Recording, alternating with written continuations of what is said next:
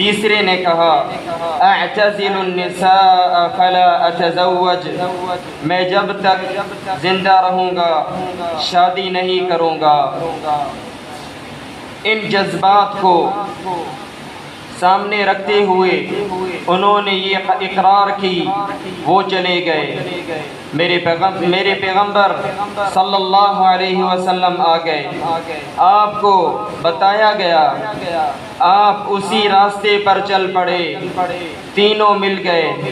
آپ نے پوچھا اَأَنْتُمُ الَّذِينَ قُلْتُمْ كَذَا وَكَذَا، کیا ابھی میرے دروازے پر کھڑے ہو کر اس طرح کی باتیں تم نے کہیں؟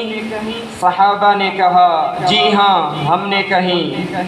اللہ کا دین زیادتی سے بھی پاک، کمی سے بھی پاک۔ میرے پیغمبر صلی اللہ علیہ وسلم نے ان کو کیا فرمایا؟ کاش آج ہم مسلمان اس نقطے پر غور کریں تو مر جائیں گے۔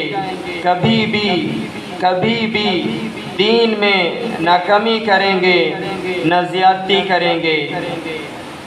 اگر کسی کا اخلاص دین ہوتا، کسی کا جذبہ دین ہوتا تو یہ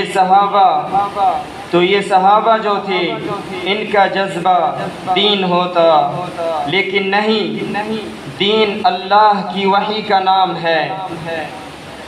ہر شخص کے عقیدے کو، منہج کو، فکر کو، سوچ کو، جذبات کو اللہ کی وحی کے آگے پیش کیا جائے گا۔ وحی تصدیق کرے وہ دین میں داخل، تصدیق نہ کرے اس کا دین سے کوئی تعلق نہیں۔ یہ تینوں صحابہ، نبی علیہ السلام نے کیا فرمایا؟ تم مجھ سے آگے بڑھنا چاہتے ہو، تم پیچھے آنا چاہتے ہو، سن لو۔ فرمایا من رغب عن سنتی فلیس منی،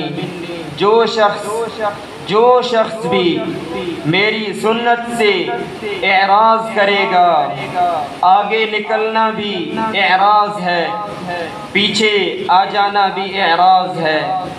فمن رغب عن سنتی فلیس منی، جو شخص بھی میری سنت سے اعراض کرے گا اس کا مجھ سے کوئی تعلق نہیں۔